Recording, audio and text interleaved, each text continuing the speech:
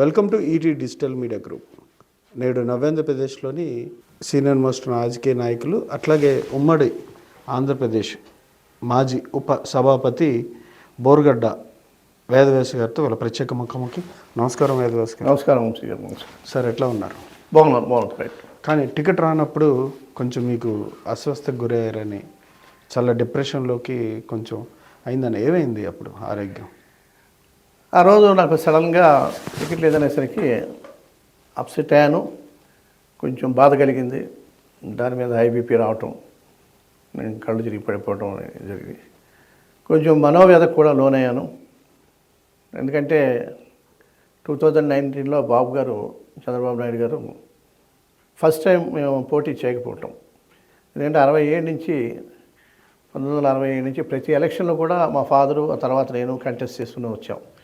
అది గెలిచినా ఓడిపోయినప్పుడు కూడా 45,000 50,000 ఓటు బ్యాంక్ ఉంది. ఫస్ట్ టైము మేము ఎలక్షన్స్లో కంటెస్ట్ చేయకుండా ఉండటం 2019లో. అప్పుడు చంద్రబాబు నాయుడు గారు ఈసారికి మీరు ఆడండి, లాస్ట్ ఛాన్స్ అని కాగితం వెంకటారు అడుగుతున్నారు, నెక్స్ట్ ఎలక్షన్లో మీరు తప్పకుండా పోటీ చేస్తారు, మీకు అవకాశం ఉంటుంది, ఇది ఆఖరి ఛాన్స్ అని ఆయన అడుగుతున్నాడు, అందుకని ఆయనకి ఇవ్వాల్సి వచ్చింది అంటే నేను అప్పుడు బాబు గారికి చెప్పాను, ఇది ఫస్ట్ టైం అండి ఎలక్షన్లో పోటీ చేయకుండా ఉండటం, గెలిచినా ఓడినా ప్రతి ఎలక్షన్ మేము కంటెస్ట్ చేస్తూనే ఉన్నాం అని చెప్పాను. 1 year బ్యాక్ కలిసినప్పుడు కూడా మీరు పోటీలో ఉంటున్నారని చెప్పి బాబు గారు అన్నారు. అన్నప్పటి నుంచి కూడా నేను బాగా యాక్టివ్గా కాన్స్టిట్యున్సీ అంతా కూడా, అంటే నాకు కాన్స్టిట్యున్సీ అంతా కొట్టిన పిండి తెలిసిన కాంచి మా తండ్రి గారు 47 కాంచి ఎమ్మెల్యేగా ఉండటం ఇండిపెండెంట్గా. సో నాకు ప్రతి పంచాయతీ, ప్రతి పౌరుడు అందరూ తెలిసిన ఏరియా. అయినా కానీ అగ్రెసివ్గా బాగా తిరిగాను, చేశాను. ఆ రోజు కూడా భారీ ర్యాలీ, ఒక 10 విలేజెస్ తిరుగుతూ ఉండగా ఈ వార్త తెలిసి అప్సెట్ అయ్యాను కొంచెం. అంటే అప్పటికే మీకు సమాచారం లేదా, మీకు టికెట్ రావట్లేదా? నాకు సమాచారం లేదు, ఎటువంటి సమాచారం లేదు. అప్పుడు కూడా మీరు నమ్మారు? అప్పుడు కూడా నేను నమ్మాను. ఎందుకంటే అంతకుముందు 2 నెలల కిందట కూడా లోకేష్ గారిని కలిశాను. లోకేష్ గారిని కలిసినప్పుడు కూడా తప్పకుండా మీరు పోటీలో ఉంటారు అని చెప్పారు ఆయన. సో అన్నారు కనుక మనం ఉంటాము, ఎందుకంటే మనం ఎన్నో అభివృద్ధి కార్యక్రమాలు చేసాం. ఏది చేసినా ఆ నియోజకవర్గంలో ఏ గ్రామానికి వెళ్ళినా నేను చేసిందే కనపడుతుంది. సో ఆ పరిస్థితుల్లో మనం తప్పకుండా ఈసారి సీట్ వస్తుంది, మంచి మెజార్టీతో గెలుస్తాం, 30,000 మెజార్టీతో అనేటువంటి ఆశతో ఉన్నాను. ఎందుకంటే నాకు సీట్ రావాలని నియోజకవర్గంలో 70% మంది అన్ని పార్టీల వాళ్ళు కూడా కోరుకున్నారు. తెలంగాణ ప్రాంతంలో కూడా చాలామంది నాకు సీట్ రావాలని, నాకు సీటు వచ్చి నా గెలుపు కోసం పనిచేయాలని చెప్పి చాలా కొన్ని లక్షల మంది మరి ఆశపడ్డారు. వాళ్ళంతా కూడా నిరాశలో అయ్యారు. నేను కూడా అప్సెట్ అయ్యి కొంచెం డిప్రెషన్లోకి వెళ్ళి మచిలీపట్నం 4 రోజులు హాస్పిటల్లో, విజయవాడలో 1 రోజు హాస్పిటల్లో ఉండవలసి వచ్చింది.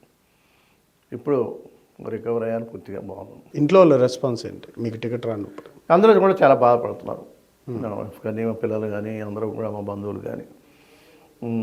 సరే ఖచ్చితంగా వస్తుంది అనేటువంటి ఆశతోటి, ఎందుకంటే నేను జిల్లాలోనే నేను సీనియర్.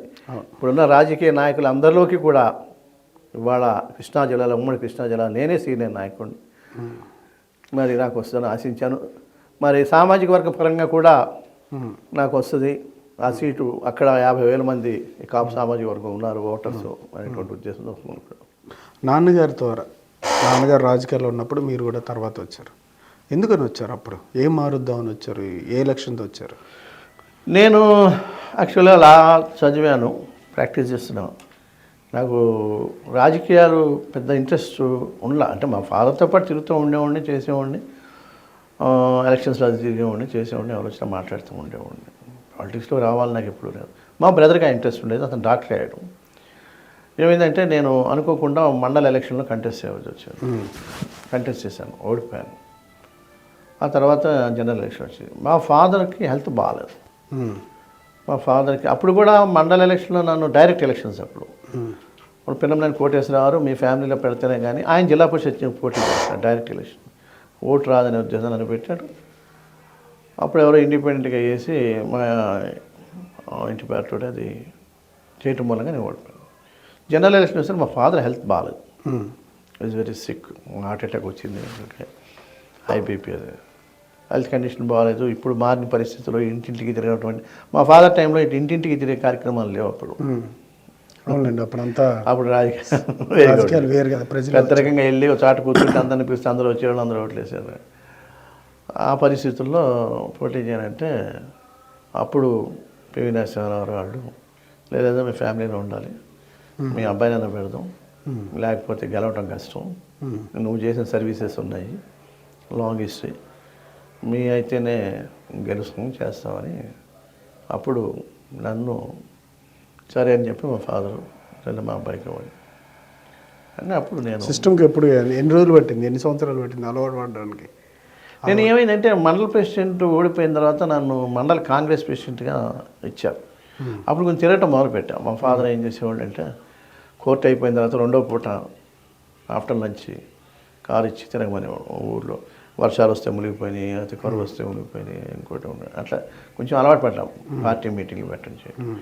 నాకు ఎలక్షన్స్ అయిన తర్వాత ఎమ్మెల్యే అయిన తర్వాత నాకు 1 year కొంచెం స్ట్రగుల్ అయ్యాను. నా ఫాదరే బ్యాక్ బోన్గా ఉండి అసలు ఫైల్ ఏంటి, సబ్జెక్ట్ ఏంటి, ఇదేంటి అదేంటి ఆఫీస్ మొత్తం గైడ్ చేశారు. ఉన్నాడు ఆయనే గైడ్ చేశారు. పివి నరసింహారావు కూడా నేను ఎమ్మెల్యే అయిన తర్వాత ఆయన ఢిల్లీలో ఖాళీగా అన్నీ సర్దుకుని హైదరాబాద్ వచ్చే స్టేజ్లో నేను వెళ్ళి కలిశాను. ఆల్మోస్ట్ ఆల్ హైదరాబాద్ షిఫ్ట్ అయిపోతున్నాడు ఆయన. ఇంకా వారం రోజులు 1.5 hour నాతో కూర్చొని మాట్లాడాడు ఆయన. ఏదో 5 నిమిషాలు ఆయన మర్యాదపూర్వకం కలిసి వద్దాం అనుకున్నాను. ఫాదర్ వెళ్ళి కలిసి ఉన్నాను, మర్యాదపూర్వకం కలిసి వద్దాం అనుకున్నాను. కానీ ఆయన నిజంగా ఈజ్ వెరీ గ్రేట్ మ్యాన్. ఒక తెలుగువాడుగా పివి నరసింహారావు నిజంగా చాలా చాలా గొప్పవాడు. నేను చాలా ఇన్స్పైర్ అయ్యాను. ఆయన చెప్పిన కమిటీస్ ఏమిటి, అసెంబ్లీ ఏంటి, సబ్జెక్ట్స్ ఏంటి, ఆఫీసర్స్ని ఎట్లా ఫోటో తెచ్చుకోవాలి, ఏ విధంగా కన్విన్స్ చేయాలా, నీకు సబ్జెక్ట్ తెలిస్తేనే ఆఫీసర్ని కంట్రోల్కి వస్తాడు అని కమిటీస్లో నువ్వు ఉండాలా, 2-3 కమిటీస్లో సబ్జెక్ట్ తెలుసుకో, అసలు అసెంబ్లీ ఏంటి, ప్రొసీజర్ ఏంటి, చాలా బాగా రాజకీయాలు ఎలా ఉంటాయని. నాతో అంత మాట్లాడవలసిన అవసరం లేదు ఆ పెద్ద ఆయనకి. యంగ్ ఎమ్మెల్యే, నేను ఫస్ట్ టైం ఎమ్మెల్యేను, కానీ అంత విడమర్చి వివరంగా చెప్పారు. మరి ఇప్పుడు అటువంటి రాజకీయం తెలిసిన లేదంటే అట్లాంటి అంశాల మీద అవగాహన వ్యక్తులు వాళ్ళు వస్తున్నారు రాజకీయాల్లోకి? లేదు అస్సలు, ఇది టోటలీ డిఫరెంట్ రాజకీయం. ఇప్పుడు అంటే వ్యాపారం ఇది ఇప్పుడు ఇవాళ చూస్తే వ్యాపారం, రకరకాలైనటువంటి సినారియోస్ ఇవాళ పొలిటికల్ డెవలప్మెంట్లో వచ్చేసారు. అసలు ఆ స్ట్రక్చర్ కానీ బ్రహ్మానంద రెడ్డి గారు కానీ, నేను బ్రహ్మానంద రెడ్డి గారితో ఇంటరాక్ట్ అయ్యాను, పివి నరసింహారావు ఇంటరాక్ట్ అయ్యాను, విజయభాస్కర్ రెడ్డి గారు లవ్ మీ లైక్ అని. రాజశేఖర రెడ్డి గారు కూడా నాకు మంత్రి పదవి ఇవ్వకపోయినా నన్ను చాలా గౌరవించేవాడు, నా మాటకి చాలా విలువించేవాడు రాజశేఖర రెడ్డి గారు. నేను ఆయనకి చెప్పి హౌసింగ్లో చాలా జీవోస్ మార్పించాను. నేను హౌసింగ్లో తండ్రి కొడుకు కలిపి ఒక ఇల్లు కట్టుకోవటం, ఆఫీసర్లు చాలా వ్యతిరేకించినా నా మాటకి విలువిచ్చి ఆయన చేసేవాడు. కాంగ్రెస్లో పనిచేస్తూ ఉన్నారు, చిరంజీవి గారు ప్రజారాజ్యం పెట్టారు. మీరు అసలు పీఆర్పీలోకి వెళ్ళడానికి కారణం ఏంటి? మీరు ఏం ఆశించి వెళ్ళారు? ఎవరిని ముఖ్యమంత్రి చేయాలనే ఉద్దేశంతో అటువైపు ప్రయాణించారు? నేను పీఆర్పీలోకి వెళ్ళడానికి కారణం, నేను కాంగ్రెస్ పార్టీలో నేను బాగున్నాను. రాజశేఖర రెడ్డి గారికి కూడా చాలా బాగా చూసేవాళ్ళు, చేశారు. నేను ఏఐసిసి మెంబర్ని, అంతకుముందు కాంగ్రెస్ పార్టీ జనరల్ సెక్రటరీ చేశాను. సెలక్షన్ కమిటీలో నేను మెంబర్గా పనిచేశాను, వెస్ట్ గోదావరి ఇన్ఛార్జ్ పనిచేశాను. I had a very good rapport with all Congress leaders in Delhi. Sonia Gandhi గారితో కూడా చాలాసార్లు మాట్లాడాను. ఈవెన్ బాడీ రామకృష్ణ గారు అప్లికేషన్ పెట్టకపోయినా బందర్ పార్లమెంట్ సీట్ ఆయన తీసుకొచ్చింది అంత నాదే. రాజశేఖర రెడ్డి గారు, డి శ్రీనివాస్ గారు కూడా అన్నారు, క్యాండిడేట్ కూడా చూపించకుండా అప్లికేషన్ కూడా పెట్టకుండా నువ్వు సీట్ పట్టుకెళ్ళిపోతున్నావు అని కూడా అన్నారు. ఆ విధంగా సోనియా గాంధీ గారిని ఆ రోజున ఏంటంటే ఆ రోజున నేపథ్యంలో ఆవురు సాంబశివరావు గారిని ఇక్కడి నుంచి ఏలూరు పంపించడం, బాడీ రామకృష్ణ ఇక్కడ సీట్ ఇవ్వడంలో నేను 5-6 సార్లు సోనియా గాంధీ గారిని కలిశాను. అట్లాగే అంబికా సోనియా గారిని, ఆజాద్ గారిని, అందరినీ కూడా కలిసి, ఆజాద్ గారు ఇన్ఛార్జ్గా ఉండేవాళ్ళప్పుడు ఈ స్టేట్కి, అందరినీ కూడా కలిసి చాలా నెట్టి ప్రయత్నం. నా ద్వారా నేను అరుణ్ దాసనారాయణ గారు కానీ, జైపాల్ రెడ్డి గారు కానివ్వండి, రాజశేఖర రెడ్డి, వీళ్ళందరూ కూడా దీని మీద నేను కూడా కొంతమందిని రికమెండ్ చేసి సీట్స్ చాలామందికి ఆ రోజు తీసుకోవడం జరిగింది. చాలా నాకు మంచి సమయం. కాకపోతే కేవలం ఏంటంటే చిరంజీవి గారి ఫ్యామిలీతో ఉన్నటువంటి సాన్నిధ్యం, అనుబంధం. ఆయన మరి పార్టీ పెడుతున్నారు. ఇప్పుడు 2 సామాజిక వర్గాలు ఇప్పటివరకు ముఖ్యమంత్రులు అయ్యారు. ఈ సామాజిక వర్గంలో కూడా ముఖ్యమంత్రి అవ్వాలనేటువంటి కోరిక ఉంది. మరి ఒక మెగాస్టారు ఆయన వస్తే తప్పకుండా ఆ కోరిక కూడా తీరుతుంది. మన ఆ ఫ్యామిలీతో ఉన్నటువంటి సంబంధాలతోటి ఆయన రిక్వెస్ట్ చేశారు, తప్పకుండా మీలాంటి వాళ్ళు లేకపోతే నేను మరి ఎట్లా ముందుకెళ్ళాలి చేయాలని. ఆ రోజున గవర్నమెంట్లో ఉండి మొట్టమొదటిగా వెళ్ళిన వాడిని నేనే. రాజశేఖర రెడ్డి గారు కూడా చాలా బతిమాలారు, వెళ్ళొద్దు, చేయొద్దు, మీరు ఉండాలి, నేలాంటి వాడు ఉండాలి. ఎందుకంటే ఆయన నాకు అప్పుడు మంత్రి పదవి ఇవ్వకపోయినా నా మాటకి గౌరవం విలువ చాలా ఇచ్చేవాళ్ళు, చాలా బాగా నన్ను చూసుకునేవాళ్ళు. సో ఆ పరిస్థితుల్లో ఈ కేవలం ఈ చిరంజీవి గారితో ఉన్నటువంటి సాన్నిధ్య అనుబంధంతో ఆయన 1-2 సార్లు అడగటం చేయటంతో నేను వెళ్ళటం జరిగింది ప్రజారాజ్యం అంటే పార్టీలో. పీఆర్పీలోకి వెళ్ళడం తప్పు చేశాను లేదంటే తప్పుడు అడుగేశాను, మీ రాజకీయానికి సంబంధించి చాలా ఎదుగుదల కోల్పోయాను అని ఎప్పుడైనా ఫీల్ అయ్యారా? ఒక్కసారి బ్యాక్ సైడ్ ఒకసారి వెనక్కి తెరిచి చూస్తే మీ జీవితం, రాజకీయ జీవితాన్ని ఏమనిపిస్తుంది పీఆర్పీలోకి వెళ్ళడాన్ని? అది ఒక మిస్టేక్ అనే అనిపిస్తుంది పొలిటికల్గా.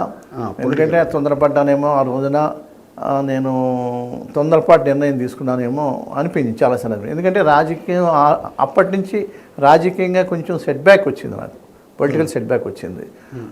ఆ సెట్ బ్యాక్ ఇప్పుడిప్పుడే పూరించుకుంటున్నాను. బట్ పొలిటికల్గా చాలా పెద్ద, ఎందుకంటే ఆ రోజున రాజశేఖర రెడ్డి గారు మళ్ళీ మన గవర్నమెంట్ వస్తుంది, నువ్వు క్యాబినెట్లో ఉంటావు, నీకు తప్పకుండా 100కి 100 నీకు నేను మంత్రి పదవి ఇస్తాను, నువ్వు సీనియర్వి, నువ్వు వెళ్ళొద్దని కూడా చెప్పారు. నేను ఆ ప్రజారాజ్యంలోకి వెళ్ళకపోయి ఉంటే ఆ రోజున జిల్లాలో నేను ఖచ్చితంగా మంత్రి అయ్యేవాడిని, వేరే రకంగా ఉండేది పొలిటికల్ లైఫ్.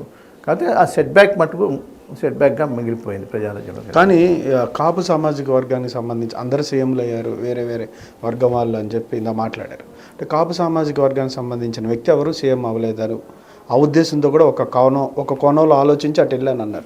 అక్కడ ఆ సామాజిక వర్గం కావచ్చు, లేదంటే చిరంజీవి గారి అభిమానులు కావచ్చు, వీళ్ళంతా మీరు తీసుకున్న నిర్ణయం పట్ల హ్యాపీగానే ఉన్నారు అప్పుడు హ్యాపీగా ఉన్నారు. ఇప్పుడు కొంతమంది హ్యాపీగా ఉండి లేదు ఒక మంచి నాయకుడిని కోల్పోయాం అనేటువంటి బాధ కూడా మిగతా వర్గాలు వ్యక్తం చేస్తారు. తెలుగుదేశం పార్టీలో మీరు పనిచేశారు, అంతకుముందు వైఎస్ఆర్సీపీలో పనిచేసినప్పుడు ఇన్ఛార్జ్ వేరే వాళ్ళకి అప్పు చెప్పారని మీరు అక్కడి నుంచి కొన్ని 1 year పనిచేసినా సరే అవమానాలు భరించి ఇంకా కుదరదని తెలుగుదేశంలోకి జాయిన్ అయ్యారు. ఇక్కడ కూడా మరి మీరు ఇన్ఛార్జ్గా వేరే వ్యక్తిని ప్రకటించిన తర్వాత మీరు తెలుగుదేశంలోనే ఉండడానికి కారణం ఏంటి? అంటే నేను అప్పుడు వైసీపీ నుంచి కంటెస్ట్ చేశాను. కంటెస్ట్ చేసిన క్యాండిడేట్ని నేను. సహజంగా ఏంటంటే కంటెస్ట్ చేసిన వాళ్ళు ఇన్ఛార్జ్గా ఉంటారు. అది కాకుండా నేను అంతకుముందు కూడా ఎమ్మెల్యే చేసినాను, డిప్యూటీ స్పీకర్ చేసినాను. సో కంటెస్ట్ చేసిన క్యాండిడేట్ని ఇన్ఛార్జ్ తీసారనేసరికి కొంచెం బాధ కలిగి ఆ రోజున స్టేట్ కమిటీలో కూడా నాకు ఏమి పోయేసరికి నేను బయట వచ్చాను. ఇక్కడ ఏమైందంటే నేను కంటెస్ట్ చేయలేదు, దాన్ని తెలుగుదేశంలో కంటెస్ట్ చేయలేదు. ఇక్కడ యాక్చువల్గా తెలుగుదేశంలోకి చంద్రబాబు నాయుడు గారు ఆహ్వానిస్తేనే నేను వచ్చాను.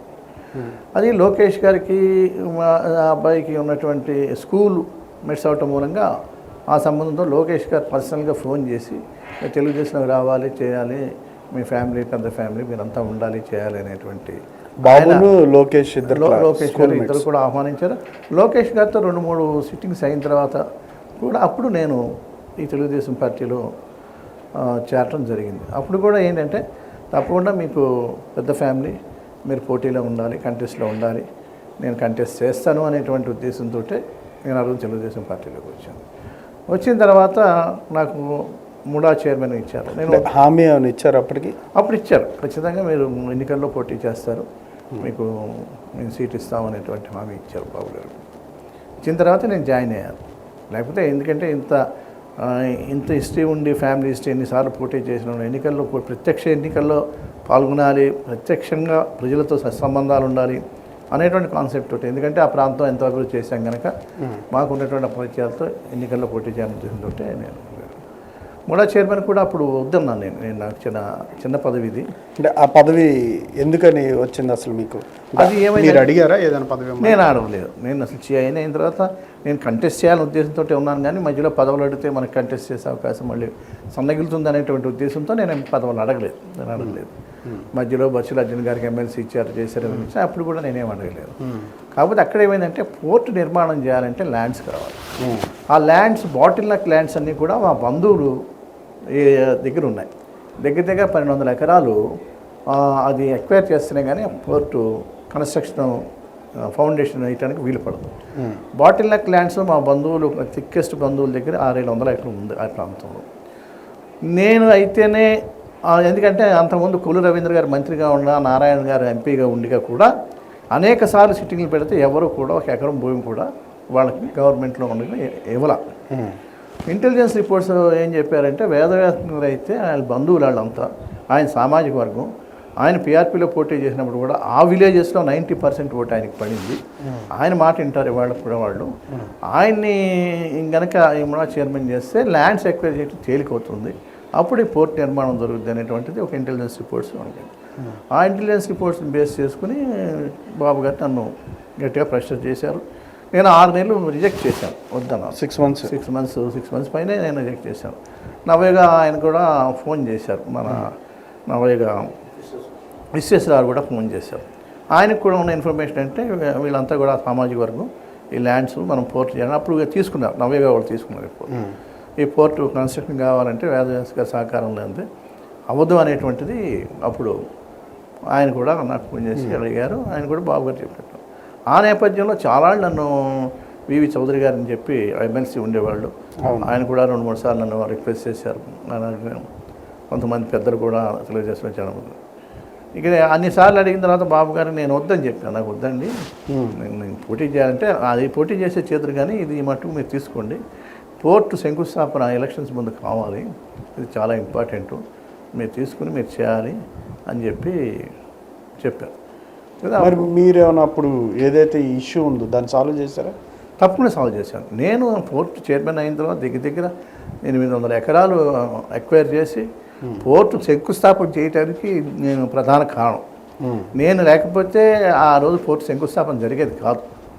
ఎందుకంటే మా బంధువులు అందరినీ కన్విన్స్ చేసి వాళ్ళ ఇళ్ళకి వెళ్ళి కూర్చుని చేసి, మీకు మంచి ప్యాకేజ్ ఇప్పిస్తాను, మీ పిల్లలకు ఉద్యోగాలు ఇప్పిస్తాను, రేపు పోర్ట్ వస్తుంది, మీ అందరికీ చాలా అవకాశాలు ఉంటాయి, ఆ బాధ్యత కూడా నేను తీసుకుంటాను అని చెప్పి మాట్లాడి అందరినీ కన్విన్స్ చేసి, నేను ఈ విధంగా పోర్ట్ వస్తే ఇన్ని అవకాశాలు ఉంటాయి, ఫస్ట్ ప్రయారిటీ మీ అందరికీ ఇస్తాను, బోల్డెన్ జాబ్స్ వస్తాయి, బోల్డెన్ ఎనైల్ ఇండస్ట్రీస్ వస్తాయి, అవన్నీ కూడా నేను పర్సనల్గా చేస్తానని చెప్పి వాళ్ళందరినీ కన్విన్స్ చేస్తే వాళ్ళంతా కూడా పిల్లలకి ఉద్యోగాలు వస్తే చేస్తాయనే ఉద్దేశంతో ఆ ప్రాంతం అంతా కూడా వాళ్ళు ఒప్పుకున్నారు.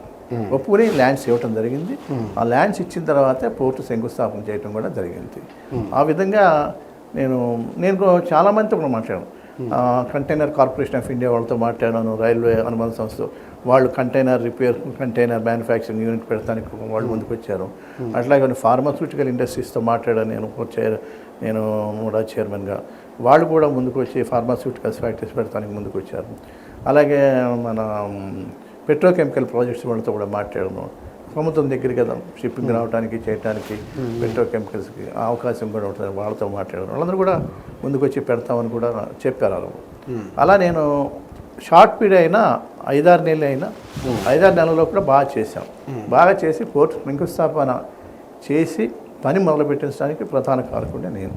బడ్జెట్ కూడా రిలీజ్ చేశారు అప్పుడు? బడ్జెట్ కూడా రిలీజ్ చేశారు. అప్పుడు ల్యాండ్ అక్విజిషన్ బడ్జెట్ రిలీజ్ చేశారు. అందరికీ కూడా ఎకరానికి 5 లక్షల రూపాయలు తప్పనప్పుడు పింఛన్ చేయడం అన్నీ కూడా జరిగినాయి. ఆ నేపథ్యంలో అప్పుడు కూడా అడిగాను, నేను పోటీ చేయాలని, తప్పకుండా పోటీ చేయాలి. ఆ చివరికి వచ్చేసరికి ఏమైందంటే కాగితం వెంకటరావు లాస్ట్ అని అంటున్నాడు ఈయన, ఇక పోటీ ఇదే లాస్ట్ అంటున్నాడు, మీరు కోఆపరేట్ చేయాలని చెప్పి బాబు గారు నెక్స్ట్ టైం మీరు తప్పకుండా పోటీ చేస్తారు చేతులు, కానీ మీకు అవకాశం ఇస్తాను నేను అని అన్నారు. లోకేష్ గారి తర్వాత లోకేష్ గారితో మీ బాబుకున్న సాంగత్యం కావచ్చు, లేదంటే ఫ్రెండ్షిప్ కావచ్చు, తర్వాత ఈసారి టికెట్ విషయంలో ఏమైనా ముందుకు రాలేదు అతను? లేదు, నేను లోకేష్ గారితో మా బాబు కూడా వెళ్ళి మాట్లాడడానికి చేసాం. ఇప్పుడు ప్రస్తుత క్యాండిడేట్ కూడా ఎలక్షన్ చేయలేడు, సరిపోడు అని చెప్పి లోకేష్ గారు కూడా అన్నారు. మీరు తప్పకుండా చేతులుగా అన్నారు. ఆర్థికంగా కూడా నేను అతనికన్నా మీరే బెటర్ అనే ఉద్దేశం కూడా ఆయన కూడా పెరిగింది. అది కూడా ఆ నేపథ్యం కూడా చెప్పారు ఆయన, మీరు అన్ని విధాలా తగిన క్యాండిడేట్ అని కూడా లోకేష్ గారు కూడా చెప్పారు. నేను తప్పకుండా ఆయన అంత కాన్ఫిడెంట్గా ఉన్నాడు కనుక మనకు తప్పకుండా ఈ సీట్ వస్తుంది. మనం కూడా చెప్పాను, నేను కూడా ఇది నాకు ఆల్రెడీ 63-64 ఇయర్స్ వస్తున్నాయి, నేను కూడా ఇది లాస్ట్ ఎలక్షను అని కూడా చెప్పాను. దానికి కూడా కన్విన్స్ అయ్యారు. ఆ పోర్టుకు సంబంధించి అప్పుడు ఆ గవర్నమెంట్ తీసుకున్న నిర్ణయాన్ని అంటే మార్చారా? ఈ గవర్నమెంట్ ఏదో కొంతవరకు నిర్మాణాలు చేస్తున్నారు అంటున్నారు, అప్పుడున్న ఎస్టిమేషన్ తగ్గట్టుగానే ఈ గవర్నమెంట్ కూడా చేస్తుందా, లేదంటే ఏమైనా కుదించారా? కుదించారు. ఎంత ఒరిజినల్ బర్త్స్ ఏంటంటే ఆయన నవయుగ వాళ్ళు 21 బర్త్స్ కట్టి పెద్ద పోర్టు చేయాలన్నటువంటి ఆలోచనతో వాళ్ళు ఎస్టిమేట్స్ చేశారు. అంటే ఏ రేంజ్ పోర్టు? అది మల్టీపర్పస్ పోర్టు చేయాలని చెప్పి, పెద్ద పోర్టు చేయాలని చెప్పి 21 ఎనీ కంటైనర్, ఎంత లార్జ్ కంటైనర్స్ వచ్చినా, ఎంత పెద్ద షిప్పింగ్ వచ్చినా కూడా హ్యాండిల్ చేయడానికి తగ్గట్టుగా పోర్టుని డిజైన్ చేశారు వాళ్ళు. మరి ఇప్పుడు ప్రజెంట్ గవర్నమెంట్లో దాన్ని కుదించారు. 4-5 బర్తులకే దాన్ని లిమిట్ చేశారు అని చెప్పారు. లంచాలు లిమిట్ చేశారు అని చెప్పి, అంటే ఎగ్జాక్ట్గా నేను తెలియదు నాకు, కాకపోతే లిమిట్ చేశారు. లిమిట్ చేసిన మాట అయితే వాస్తవం. అంటే జనసేనలోకి వెళ్ళే అవకాశాలు కానీ ఆ పరిచయాలతో ఏమైనా ఉందా అవకాశం? ప్రస్తుతం అయితే అటువంటి ఏమీ లేదు. నేను తెలుగుదేశం పార్టీలో ఉన్నాను. చంద్రబాబు నాయుడు గారితో రాబో రోజుల్లో మాట్లాడి నేను ఎందుకంటే కార్యకర్తలతో కూడా మాట్లాడి, ఎందుకంటే ఈ సీటు రాని నేపథ్యంలో కూడా మా వర్గం అంతా కూడా కొంచెం అప్సెట్ అయి ఉన్నారు బాగా.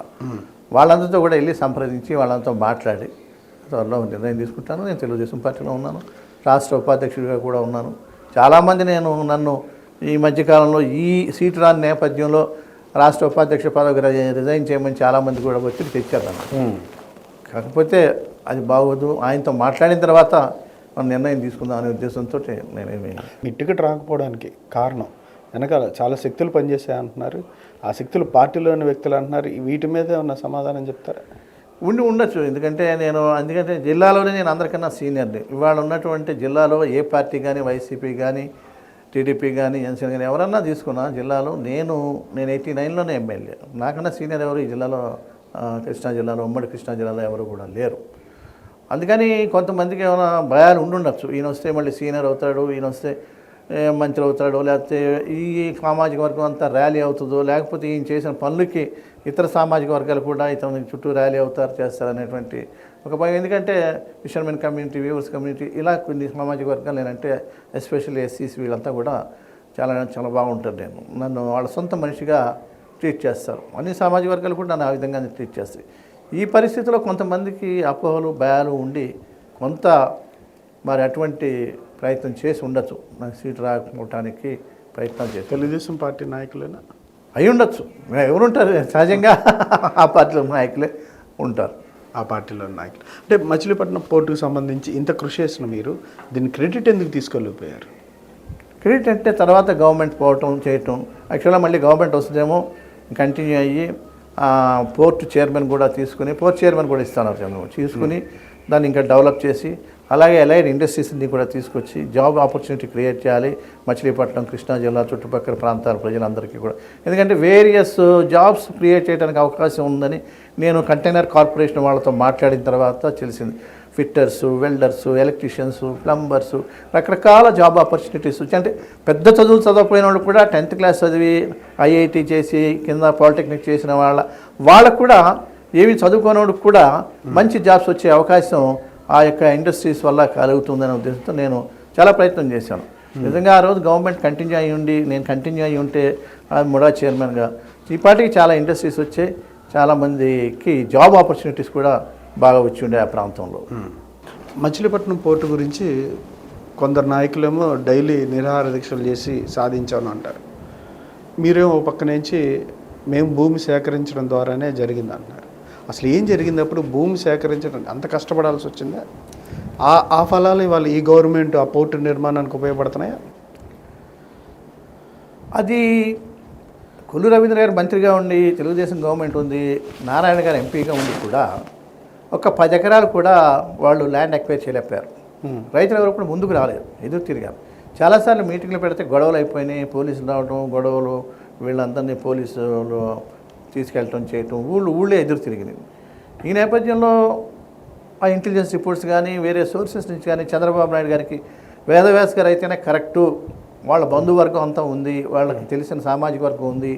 ఆయన పిఆర్పీలో పోటీ చేసినప్పుడు 90% ఆఫ్ ది ఈ విలేజర్స్ ఓటు బ్యాంక్ అంతా కూడా ఆయనకు ఓటేశారు, ఆయన చెప్తేనే వింటారు అనేటువంటిది వాళ్ళకి సమాచారం. ఆ నేపథ్యంలో నన్ను తీసుకొచ్చి పోర్ట్ చైర్మన్గా నేను వద్దంటన్నా కూడా 6 నెలలు వెయిట్ చేసిన తర్వాత ఇచ్చాను. నిజంగా స్పాన్ ఆఫ్ టైంలో నేను 1400 ఎకరాలు ఇంచుమించుగా ఎక్వైర్ చేశాను. ఇందులో ఆ ఎక్వైర్ చేయబట్టే ఇవాళ కూడా వైసీపీ ప్రభుత్వం కంటిన్యూ చేస్తున్న ఆ ప్రాజెక్ట్ని. ఆ రోజున నేను ల్యాండ్ ఎక్వైర్ చేశాను కనుక, ఆ బాటిల్ నెక్స్ అన్ని క్లియర్ చేశాను కనుక అంత ల్యాండ్ ఎక్వైర్ చేయబట్టే ఇవాళ. కాకపోతే నాకేంటి పబ్లిసిటీ చేసుకోవటం ముందు నుంచి అలవాట్లేదు. ఫ్రమ్ ది బిగినింగ్ నేను ఫస్ట్ 89 ఎమ్మెల్యే అయిన కాడి నుంచి కానీ, నేను డిప్యూటీ స్పీకర్గా ఉండగా కానీ, నేను ఎంత మంచి పనులు చేసినా కానీ ఎప్పుడు కూడా పబ్లిసిటీకి దానికి నేను ఎప్పుడు ప్రాధాన్యత, పని చేసుకు వెళ్ళటమే ముఖ్యం అనేటువంటి ఉద్దేశంతో నేను ముందుకు వెళ్ళాను చెప్తే పబ్లిసిటీగా. కొంతమంది ఏమి చేయకపోయినా పబ్లిసిటీ చేసుకుంటారు, నేను చేసిన పబ్లిసిటీ చేసుకోలేదు. ఇవాళ నిజంగా 40-50 వేల మందికి జాబ్ ఆపర్చునిటీస్ క్రియేట్ చేయడానికి అవకాశం ఉన్నటువంటి పోర్టు అలైడ్ ఇండస్ట్రీస్ వచ్చి ఉండేవి. అవన్నీ కూడా ఇవాళ దూరం అయిపోయినాయి. ఫ్యూచర్లో ఎంత వస్తాయి ఏమొస్తాయి నాకు తెలియదు. కానీ చాలామంది బ్యాక్అవుట్ అయిపోయారు. ఎందుకంటే కంటైనర్ కార్పొరేషన్ ఆఫ్ ఇండియా లాంటి సంస్థ రైల్వేస్కి అలైడ్ ఇన్స్టిట్యూషనల్ వాళ్ళు 1000 ఎకరాలు అడిగారు. బ్రహ్మాండమైనటువంటి ఇది కడతామని చెప్పి మ్యానుఫ్యాక్చరింగ్ ఆఫ్ కంటైనర్స్, రిపేర్స్, అన్ని రకాల containers, railway containers, ship containers, regular transport containers, all types of containers manufacture చేస్తుంది. అంటే ఎంతో ఆపర్చునిటీ ఉండేది ఆల్ ఇండియాలో. దానికి పెద్ద ఆపర్చునిటీ ఉండేది. దాన్ని మీరే తీసుకొచ్చారా? నేనే మాట్లాడాను, చేశాను. బెల్ కంపెనీలో జనరల్ మేనేజర్ ఉన్నారు, ఆయన కూడా కోఆపరేట్ చేశారు. అది నేనే మాట్లాడాను, చేశాను. అటువంటి సంస్థనే. అలాగే ఫార్మాస్యూటికల్ ఇండస్ట్రీస్, బోల్డ్ ఫార్మాస్యూటికల్ ఇండస్ట్రీస్ ముందుకు వచ్చినాయి, బాంబే నుంచి అక్కడి నుంచి కూడా. వాళ్ళంతా కూడా ఇవాళ బ్యాక్అవుట్ అయిపోయారు, మొత్తం బ్యాక్అవుట్. అంటే వైసీపీ ప్రభుత్వం ఆపేశారు. ఆపేసిన తర్వాత ఈ మధ్యకాలంలో లాస్ట్ 1 year నుంచి మళ్ళీ పనులు ప్రారంభించినట్టున్నారు. పెడన్కి అసలు ఏం కావాలి సార్? పెడన్ ప్రజలకి పెడన ఇది చాలా వెనకబడిన నియోజకవర్గం. కృష్ణా జిల్లా అంటే ఫార్వర్డ్ జిల్లా, బాగా డెవలప్ అయిన జిల్లా అనేటువంటి అభిప్రాయం ఉంటుంది. కానీ కృష్ణా జిల్లాలో ఇంత వెనకబడిన నియోజకవర్గం, ఇంత వెనకబడిన ప్రాంతం ఉంటుందా అని చెప్పి ఆ యొక్క నియోజకవర్గం తిరుగుతేనే కానీ అర్థం కాదు. ఎందుకంటే ఇది సముద్రాన్ని ఆనుకుని ఉంటుంది ఈ గ్రామం అంతా. మచిలీపట్నం నుంచి మొదలు పెడితే అంతర్వేది వరకు, ఈస్ట్ గోడా అంతర్వేది వరకు ఈ కాన్స్టిట్యూన్సీ ఉంటుంది. అంతర్వేది వరకు, అంతర్వేది బార్డర్ దీనికి. అంతర్వేది, పేరుపాలెం అని, సమ్మల్దేవి అని నరసాపురం దగ్గర, అది బార్డర్. అలా 45 kilometers సముద్రపు లెంత్ ఉంటుంది. ఈ కాన్స్టిట్యున్సీ పొడుగు దగ్గర దగ్గర 100 kilometers, 95 kilometers లెంత్, 90 villages, 432 గ్రామాలు, హ్యామ్లెట్స్ దగ్గర కూడా 432 గ్రామాలు, ఒక మున్సిపాలిటీ. ఇక్కడ ప్రధానంగా వ్యవసాయం, చిన్న చిన్న రైతులు. వీళ్ళు కూడా చాలా పెట్టి రైతులు, చిన్న రైతులు. 100 ఎకరాలు ఉన్నవాడు ఎవడు కూడా ఉన్నాడు ఇక్కడ. చాలా చిన్న రైతులు, పేద రైతులు, అన్ని వర్గాలు కూడా ఉన్నారు. అలాగే టాడీ ట్యాపర్స్, అలాగే ఫిషర్మెన్ కమ్యూనిటీ, సముద్రపోటు, అంటే వీవర్స్, ఇటు గూడూరు మండలం పెడన వచ్చేసరికి వీవింగ్ కమ్యూనిటీ, కళంకారీ కమ్యూనిటీ, ఇలా డిఫరెంట్ సామాజిక వర్గాలు, డిఫరెంట్ వృత్తులు వాళ్ళు ఉన్నారు. ఈ టోపోగ్రఫీ అర్థం చేసుకుంటేనే కానీ ఈ నియోజకవర్గానికి ఏం చేయాలి, ఎలా చేయాలి, ఎక్కడ ఏంటి అనేది అర్థం కాదు. ఇటు పక్క వచ్చేసరికి నిడుమోలు బోర్డర్, అటు వచ్చేసరికి భీమవరం బోర్డర్ ఈ నియోజకవర్గాన్ని, ఇటు వచ్చేసరికి గుడివాడ గొడ్లవల్లేరు బోర్డర్, ఇట్లా ఇటు మచిలీపట్నం బోర్డర్. ఇది చాలా లెందీగా ఉంటుంది కాన్స్టిట్యున్సీ. చిన్ని విలేజెస్, చిన్న విలేజ్. ఒక విలేజ్కి 400-500 మంది జనాభా ఉంటారు. దానికి రోడ్డు వేయాలంటే 2-3 కోట్ల రూపాయలు ఖర్చు అవుతుంది. ఆ డబ్బు తేవాలంటే ముఖ్యమంత్రి శాంక్షన్ చేసిన ఫైనాన్స్ డిపార్ట్మెంట్ వాళ్ళు అడ్డుపడతారు. ఎందుకు అడ్డుపడి నేను చాలా ఇబ్బందులు పడ్డాను. ఈ నియోజకవర్గానికి రోడ్లు వేయించడానికి నేను చాలా హైదరాబాద్లో చీఫ్ మినిస్టర్ ఆర్డర్ వేసినా, మినిస్టర్స్ దగ్గర తిరిగి, చీఫ్ సెక్రటరీస్ దగ్గరికి, సెక్రటరీస్ దగ్గర తిరిగి, ప్రిన్సిపల్ సెక్రటరీస్ దగ్గరికి, ఇంజనీర్స్ దగ్గర తిరిగి, అది అన్నీ అయిపోయిన తర్వాత, అన్నీ ఓకే అయిన తర్వాత ఫైనాన్స్ డిపార్ట్మెంట్కి వెళ్తే వాళ్ళు ఏంటంటే, వాళ్ళ కాన్సెప్ట్ ఎట్లా ఉంటుందంటే, గవర్నమెంట్లో ఫైనాన్స్ డిపార్ట్మెంట్ ఈ 3 కోట్లు పెట్టి మనం ఈ 500 మందికి రోడ్డు వేసేదానికన్నా ఇంకా ఎక్కడన్నా ఒక 5,000 మందికి రోడ్డు వేస్తే ఎక్కువ జనాభాకు ఉపయోగపడుతుంది, ఎక్కువ ట్రాన్స్పోర్ట్ వెళ్తుంది కదా. ఈ చిన్న విలేజ్కి, ఈ చిన్న తక్కువ జనాభాకి ఇన్ని 3 కోట్లు ఎందుకు ఖర్చు పెట్టాలనేది ఫైనాన్స్ డిపార్ట్మెంట్ ఎప్పుడు కూడా మానిటర్ చేస్తారు. మానిటర్ చేసి వాళ్ళు బ్రేక్ వేస్తారు. ముఖ్యమంత్రి శాంక్షన్ చేసిన ఫైనాన్స్ డిపార్ట్మెంట్ వెనక్కి పంపిన సందర్భాలు చాలా ఉన్నాయి. అలా ఈ నియోజకవర్గానికి ప్రతి రోడ్డు వేయాలన్నా, ఒక బ్రిడ్జి కట్టాలన్నా, ఏది చేయాలన్నా చాలా ఇబ్బందులు పడ్డాను నేను. నా యొక్క ఎమ్మెల్యేగా ఉన్న నా ఎక్స్పీరియన్స్లో చాలా ఇబ్బందులు పడ్డాను. అప్పుడు క్యాపిటల్ హైదరాబాద్, గవర్నమెంట్ హైదరాబాద్లో ఉండి, అక్కడి నుంచి తిరిగి ఇక్కడి నుంచి తిరిగి 2 రోజులు అక్కడ ఉండి 2 రోజులు ఇక్కడ ఉండి అన్నీ అయిన తర్వాత కాంట్రాక్టర్స్ వచ్చేవాళ్ళు కాదు. కాంట్రాక్టర్స్ ఎందుకు వచ్చేవాళ్ళు కాదని గిట్టుబాటు అయ్యేది కాదు. దూరం మాకు ఎట్లా ఉంటుందంటే, ఒక లారీ ఇక్కడ ఆడు గ్రావెల్ దించితే వాడు 10 kilometers ముందుకెళ్ళి అక్కడ రివర్స్ చేసుకుని మళ్ళీ వెనక్కి రావాలి. ఇక్కడ రివర్స్ చేసుకుంటానికి కూడా ఉండదు. అంత చాలా నేరో రోడ్స్ ఇవన్నీ కూడా. వాటిని వైడనింగ్ చేసుకుని మళ్ళీ కాంట్రాక్టర్స్ని బతిమాలి, మళ్ళీ కాంట్రాక్టర్స్ ఏదో మీటింగ్ పెట్టి గవర్నమెంట్లో వాళ్ళకి విలేజెస్ అందరూ సదుపాయాలు చేస్తారని చెప్పి వాళ్ళతో ఆ సర్పంచులతో ఇంటరాక్ట్ చేసి వాళ్ళకి లాఫ్ ఇచ్చిన మట్టి ఊరికే ఇస్తాం, మీకు అవి ఇస్తాం అని చెప్పి ఆ విధంగా రోడ్లు వేయించి, ఆ విధంగా బ్రిడ్జెస్ కట్టి, ఒక బ్రిడ్జ్ అయితే పెదపట్నం బ్రిడ్జ్ అయితే కడతా మధ్యలో వెళ్ళిపోయాడు అతను. కడతా నాకు గిట్టుబాటు కదా వదిలేసి వెళ్ళిపోతాను. ఎందుకంటే సముద్రానికి దగ్గరలో ఉంటుంది. ఆ బ్రిడ్జ్ కడుతున్నప్పుడు కిందకి దిగిపోయింది, కింద దిగిపోయింది. మళ్ళీ ఆ సాయిల్ టెస్టింగ్ మెడ్రాస్ ఐఐటికి పంపించి, పూనా ఐఐటికి పంపించి, మళ్ళీ ఎలా చేయాలి, ఏ మెటీరియల్ వాడాలి, ఎక్కడ నిలబడుతుంది, అప్పుడు రోసయ్య గారు మినిస్టర్. రోసయ్య గారిని సమరసింహారెడ్డి గారిని తీసుకొచ్చి ఓపెన్ చేయించారు. ఆ బ్రిడ్జ్ సముద్రానికి దగ్గరగా ఉంటుంది, ఒక 100 మీటర్ల ఎత్తున. ఆ పెదపట్నం విలేజ్కి ఆ బ్రిడ్జ్ వేయడానికి చాలా ఇబ్బందులు పడ్డాం. ఆ బ్రిడ్జ్ వేసి ఇవాళ ఆ పెదపట్నం బ్రహ్మాండమైన డెవలప్మెంట్ చుట్టుపక్కల విలేజ్ అన్నీ కూడా అయింది. ఆ విధంగా చాలా ఇబ్బందులు పడి ఈ డెవలప్మెంట్ చేశాను నేను నియోజకవర్గంలో. ఇది ఎవరి వల్ల కూడా సాధ్యం కాదు, అంతకుముందు చేసిన వాళ్ళు ఎవరు చేయలేదు. పెడన నియోజకవర్గ ప్రజలకి మీ అవసరం ఏముంది మిగతా వ్యక్తులతో పోలిస్తే? తప్పకుండా నా అవసరం ఉంది. 100% పెడన నియోజకవర్గ ప్రజలకి నా అవసరం ఉంది. ఇవాళ 70% ఆఫ్ ది పెడన నియోజకవర్గ ప్రజలు నాకు టికెట్ రావాలి, నేను ఎమ్మెల్యే కావాలని కోరుకుంటున్నారు. పార్టీలు వేరే వాళ్ళకి టికెట్లు ఇచ్చినా ఇవాళకి స్టిల్ ఈవెన్ టుడే, ఎందుకంటే ఇవాళ ఏ విలేజ్కి వెళ్ళినా integrated water schemes, individual water schemes అన్నీ కూడా నేను తీసుకొచ్చాను. అవన్నీ కూడా పాడు పెట్టేశారు. ఇవాళ ఎవరు కూడా ఈ ఇంటిగ్రేటెడ్ వాటర్ స్కీమ్స్ నుంచి కానీ ఈ individual water scheme, panchayat water schemes నుంచి మంచిలు తాగే పరిస్థితి అక్కడ కూడా. అలాగే రోడ్స్ నేను వేసిన రోడ్స్ ఇవాళ అధ్వాన పరిస్థితుల్లో చాలా రోడ్స్ ఉన్నాయి. ఉదాహరణ చెప్తాను, మునిపేడ, ఎండపల్లి, కుమాళ్ళపూడి, నీలిపూడి రోడ్డు కానీ, అలాగే ఇంతేరు రోడ్డు కానీ, ఇలా చెప్పుకుంటూ వెళ్తే చాలా ఉన్నాయి. నేను వేసిన ఇవాళ పాడు పెట్టేశారు. ఆ రోడ్లు వెళ్ళటానికి కూడా లేనటువంటి పరిస్థితి ఇవాళ ఉంటుంది. అలాగే ఒక డిగ్రీ కాలేజ్ ఉంది. ఆ రోజు నేను చేసిన డిగ్రీ కాలేజ్ కానీ 10 లక్షలు పట్టుమని ఖర్చు పెట్టి దానికి అడిషనల్ రూమ్ కానీ, ఒక సైకిల్ స్టాండ్ కానీ, ఒక టాయిలెట్స్ కానీ, ఒక డ్రింకింగ్ వాటర్ ఫెసిలిటీ కానీ, ఏమీ కూడా ఒక ప్లే గ్రౌండ్ కానీ చేయనటువంటి పరిస్థితి. అది అందరూ కోరుకుంటున్నారు. ఎందుకంటే that only 1 degree college for entire that ఆ విలేజ్ 50-60 విలేజెస్కి అది ఒక్కటే డిగ్రీ కాలేజ్. అట్లాగే హాస్పిటల్ నేను చేసింది. బస్ స్టాండ్ కూడా అక్కడ కుర్తివెని కాడి నుంచి మొదలుపెట్టి పెడన వరకు కూడా ఎక్కడ కూడా బస్ స్టాండ్ లేదు. 60 విలేజెస్కి ఒక్కటే bus stand, Bantumilli bus stand. ఆ బస్ స్టాండ్ ఆ రోజున స్టే తెచ్చి కట్టకుండా చేయాలని ప్రయత్నం చేస్తే నేను కోర్టుకు వెళ్ళి దెబ్బలాడి అక్కడ బస్ స్టాండ్ కట్టించాను. దానికి పట్టుమని 10 లక్షలు పెట్టి ఒక రోడ్ వేసింది లేదు, రిపేర్ చేసింది లేదు, కనీసం టాయిలెట్స్ కట్టించింది కూడా లేదు. ఇలా అందరూ కూడా ఈయన వస్తేనే మళ్ళీ జరుగుతాయి. అలాగే మల్లేశ్వరం వాటర్ స్కీమ్, పెద్ద వాటర్ స్కీమ్, 18 మారుమూల విలేజ్కి డ్రింకింగ్ వాటర్ వస్తుంది. ఇవాళ ఆ ఫిల్టర్ బెడ్స్లో మొక్కలు నాచు మొలిచి మొక్కలు మొలుస్తున్నాయి.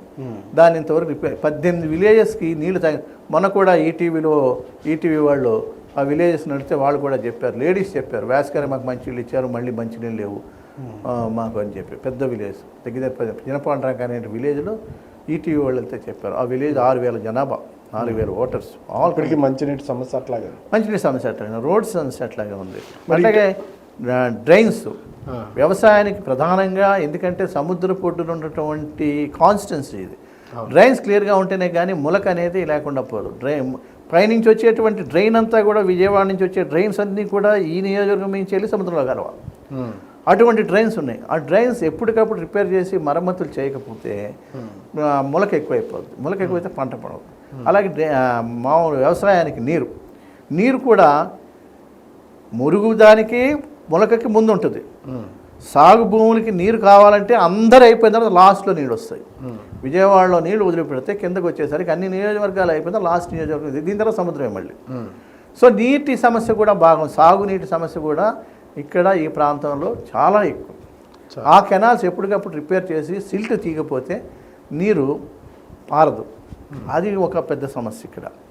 అలాగే సెకండ్ క్రాప్ లేకపోతే రెండో పంట ఇక్కడ ఇది పండదు. సెల్నిటీ ఎక్కువ. ఆ సెల్నిటీ వలంగా మీరు రెండో పంట మినుము వేసినా ఇంకోటి వేసినా పండదు. అది వరి వేసి ఆ నీరు ఫ్లో అయితేనే ఆ సెల్నిటీ అనేది కొట్టుకుపోతూ ఉంటుంది.